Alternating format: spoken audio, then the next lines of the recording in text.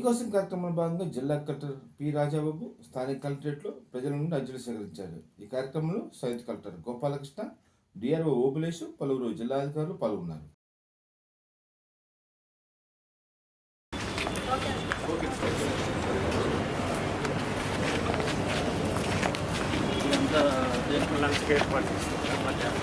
Audit form fill చేసి attach చేస్తాం sir. What is the audit?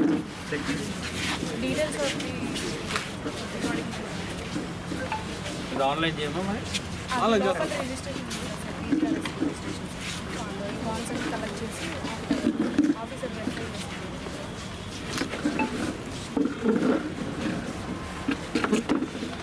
ఈ ఆడిట్ ఫామ్ అండ్ ఈ ఆన్లైన్ చేసిన తర్వాత ఈ డిపార్ట్మెంట్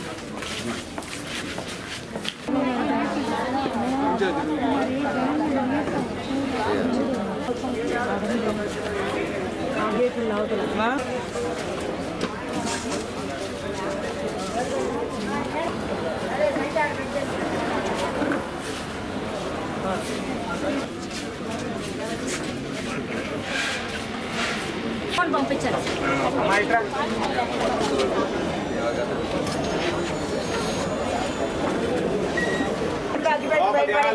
బీడీలు, సిగరెట్లు,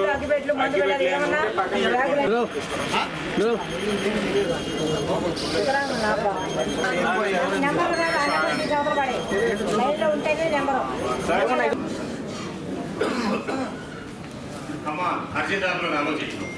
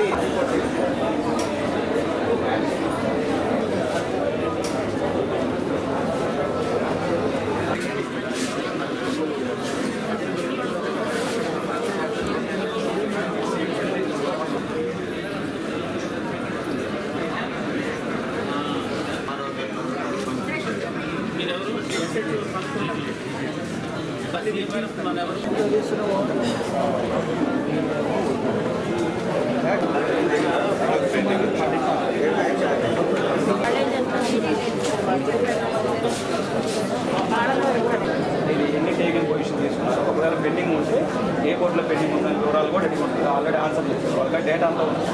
కానీ దీన్ని పరిష్కారం చేయడానికి వాళ్ళకి ఆర్టీఓ మేనేజర్కి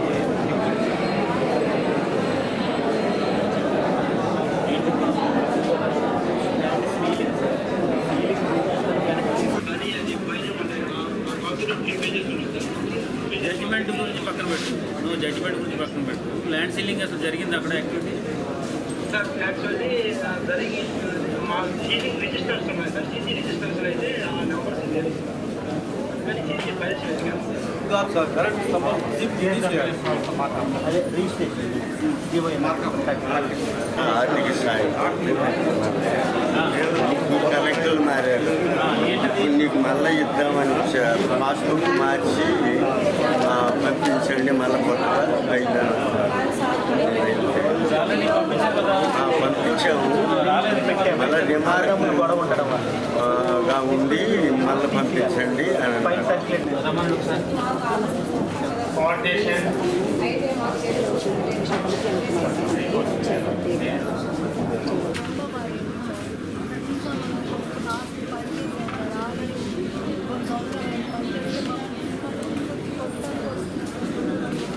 కంప్లైంట్ ఇచ్చారా? ఏమంటే పోలీసు మీరు ఎస్ఐ లేదు, ఎస్ఐ లేదు, ఒకసారి కనుక్కోండి. ఏ పోలీస్ స్టేషన్ ఏమైంది? కంప్లైంట్ ఇచ్చారా?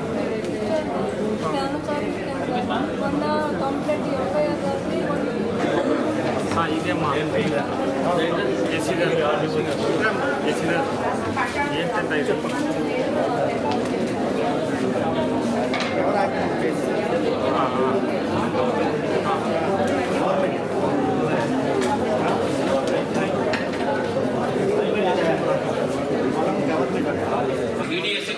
దగ్గర ఏం పట్టాలు లేవు సార్.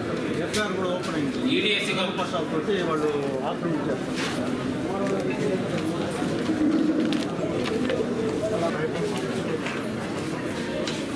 నీకు వస్తుందని చెప్తున్నాను, అప్లై చేయి. ఆయన గైడ్ చేసి అప్లై చేసి అర్థమైందా? నీకు వస్తుంది, షాప్ వస్తుంది, నువ్వు అప్లై చేయి. ఇప్పుడు ఒక ప్రాసెస్ వచ్చింది, దాని ప్రకారం అప్లై చేసుకోమన్నాడు సార్, ఇస్తానని చెప్పాను. అప్లై చేయడానికి నీ బాధ ఏముంది? చేస్తావా? చేసుకోవచ్చు. రైట్, ఇవన్నీ జాగ్రత్త పెట్టుకోను. ఇక్కడే అప్లై చేయించాడు. మళ్ళీ రావాలంటే మాకు గురించి అవ్వదు. వెయిట్ చేయి, ఫోన్ చేసి వెయిట్ చేయి. ఈరోజు అప్లై చేస్తాను. ఓకే, ఇది కూడా సిపిసిఎల్ ఎవరు ఎస్సీ ఏంటి మరి? నీకేం కంట్రోల్ లేదా ఏంటి? చేసుకుంటాం. అది రోడ్ల కరెక్టేనా? ఇది ఇప్పుడు ఒంగోలు సో అంటే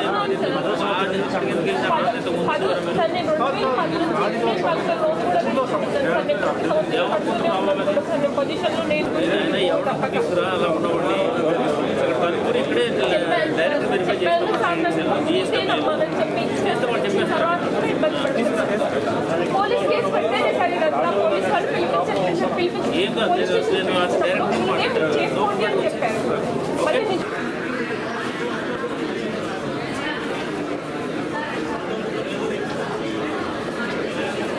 ఏం కాదు, డైరెక్ట్ కొత్తగా ఎస్పీ గారు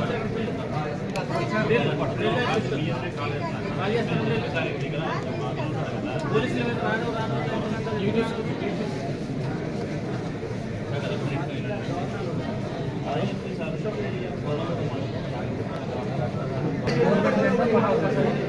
ఇది పట్టాలండి.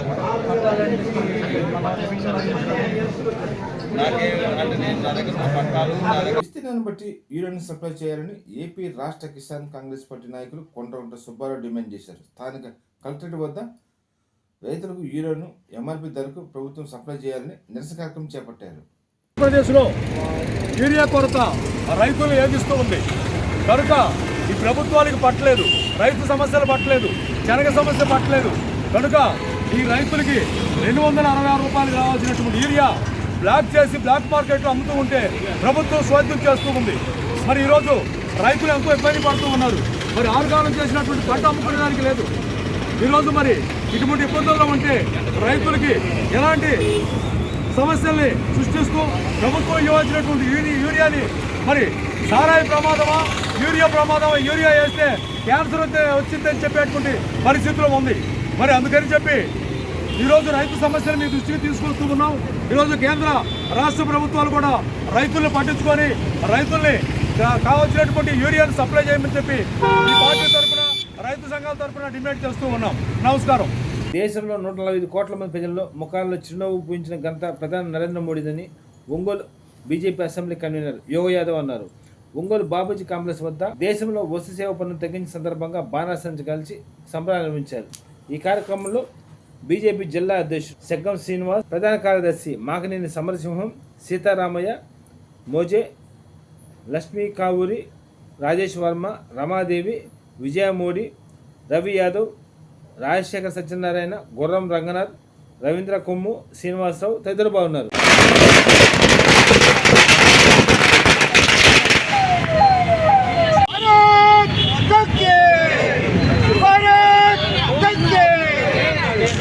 సంస్కరణ తెచ్చిన మోడీ గారికి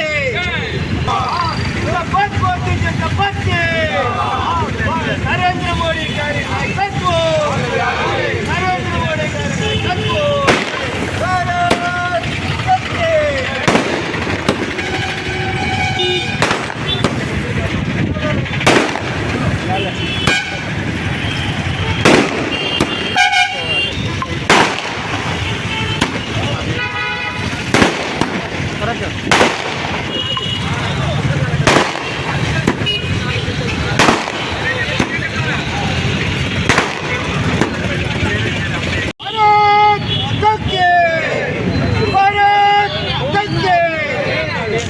సంస్కరణ తెచ్చిన మోడీ గారికి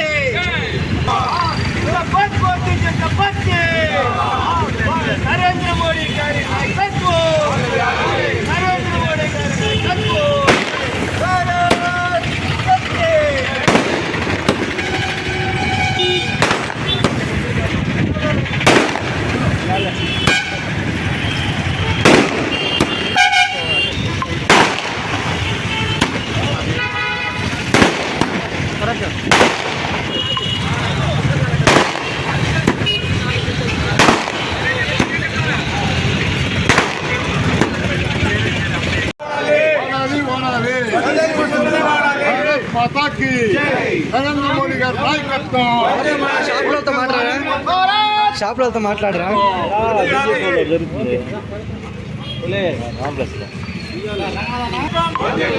స్వదేశీ వస్తువులనే వాడాలి వాడాలి వాడాలి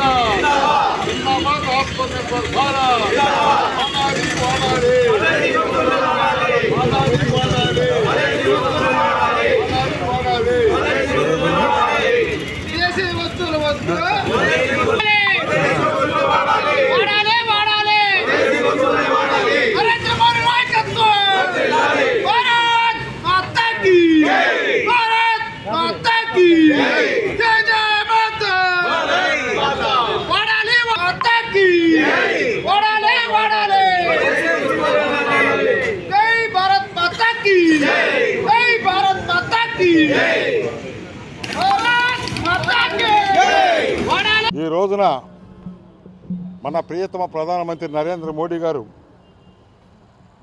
వస్తు సేవల పన్ను జిఎస్టీ రూపంలో దేశ ప్రజలందరికీ కూడా దసరా కానుకగా ఈ రోజు నుంచి అమలులోకి తీసుకురావడం జరిగింది. ఈ రోజున పేద బడుగు బలహీన వర్గాల ప్రజలే కాకుండా వర్తకులు మధ్యతరగతి ప్రజలందరూ కూడా ఈరోజు మోడీ గారు తీసుకొచ్చినటువంటి ఈ GST 2 అనే దాని మీద ప్రజలందరూ కూడా చాలా సంతోషంగా ఈరోజు ఉన్నారు. ప్రధాన కారణం ఏంటంటే ఈరోజు దేశంలో 140 కోట్ల మంది ప్రజల యొక్క ముఖాలు చిరునవ్వుతో చిందించాలంటే ఈ యొక్క ప్రధానమంత్రి మోడీ గారిని ఇంకా కొంతకాలం ఈ దేశానికి ప్రధానమంత్రి ఉండవలసిన అవసరం ఉంది. ఇలాంటి నాయకుడు ఆయన ఎప్పుడు తీసుకున్నా కానీ ఒక సంచలనటువంటి నిర్ణయం తీసుకుంటాడు.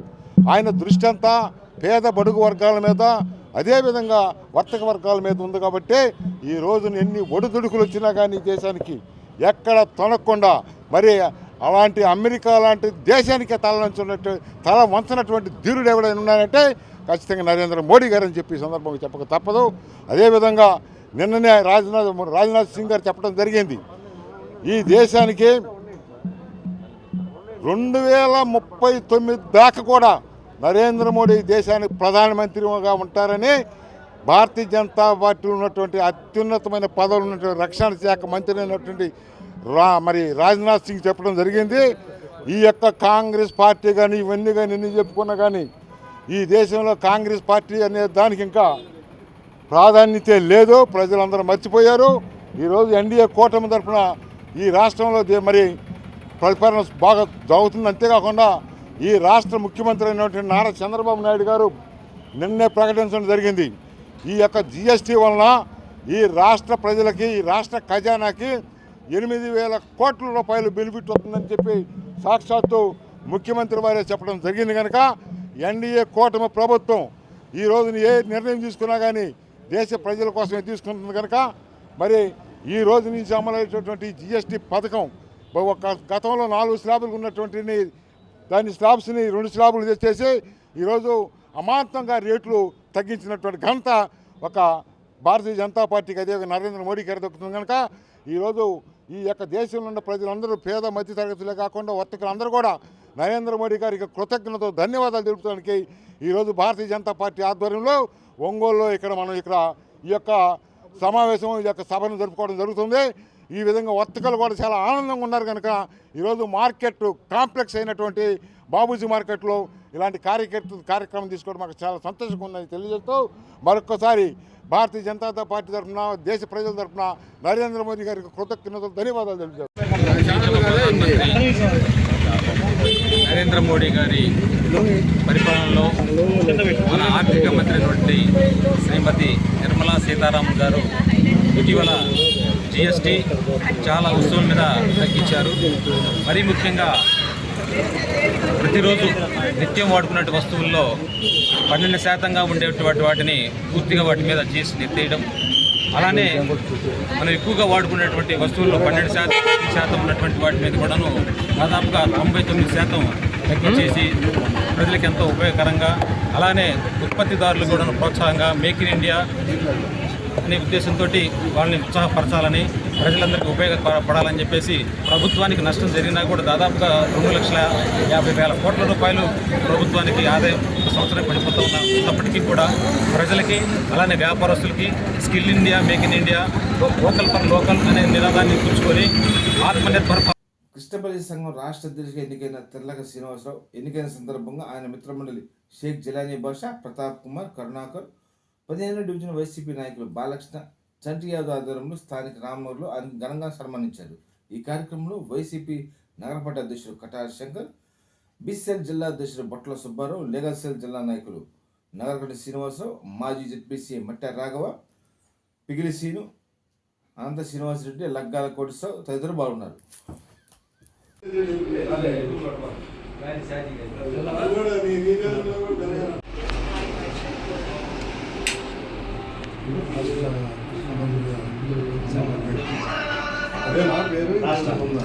కృష్ణపల్లి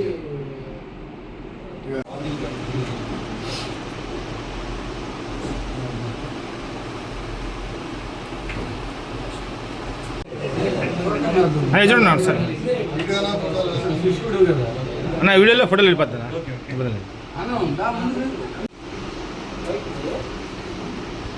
ఓకేనా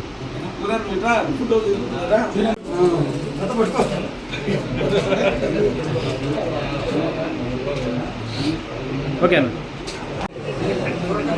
చూడండి సార్ అన్న వీడియోలో ఫోటోలు వెళ్ళిపోతున్నా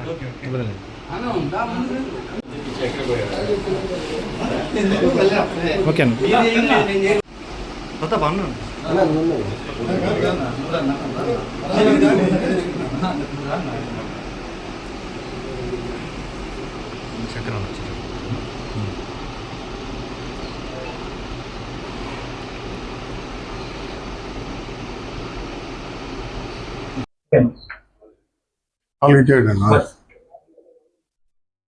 ఈరోజు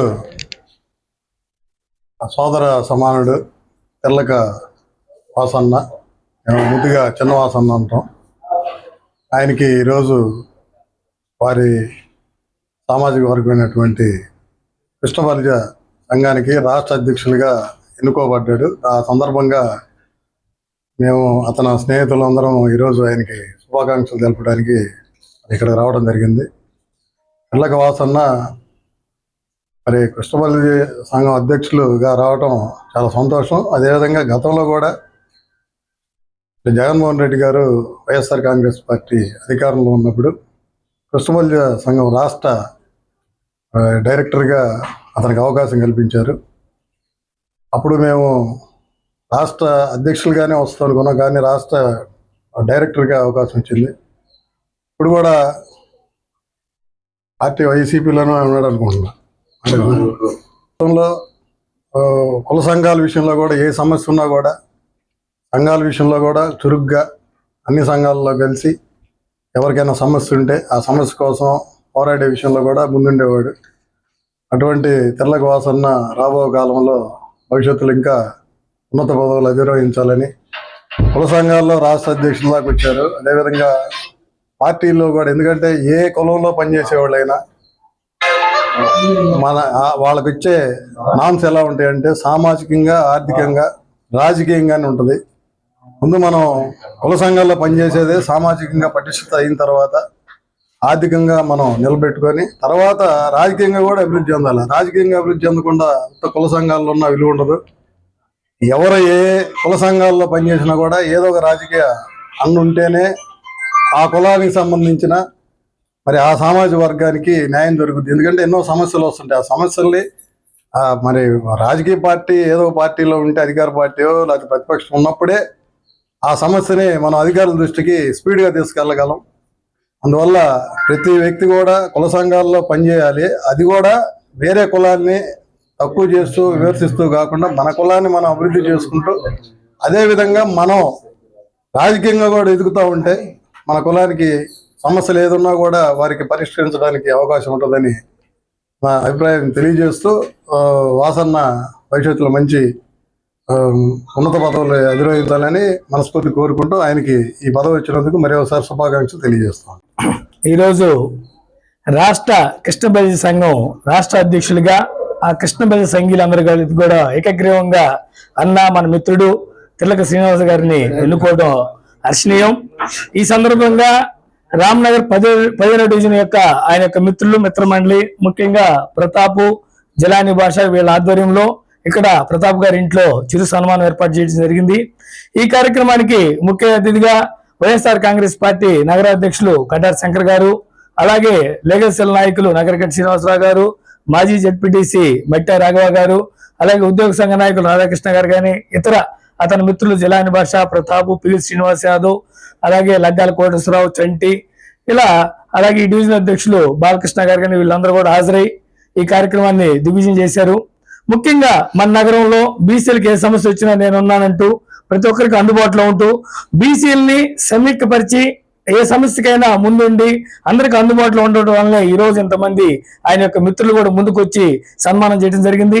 ఈయన గత ప్రభుత్వంలో బీసీ కార్పొరేషన్ డైరెక్టర్ గా పనిచేయడం జరిగింది కృష్ణబల్లి సంఘం తరపున. అలాగే ఈయన ఎంతో పట్టుస్థాపంగా దగ్గరలో ఉన్న చెరుకుంపాలెంలో వెంకటేశ్వర గుడి నిర్మాణంలో కానీ, అలాగే వారి యొక్క సంఘీయ సమస్యల మీద కానీ, బీసీ సమస్యల మీద కానీ అనేక పోరాటాలు చేయడం జరిగింది గతంలో.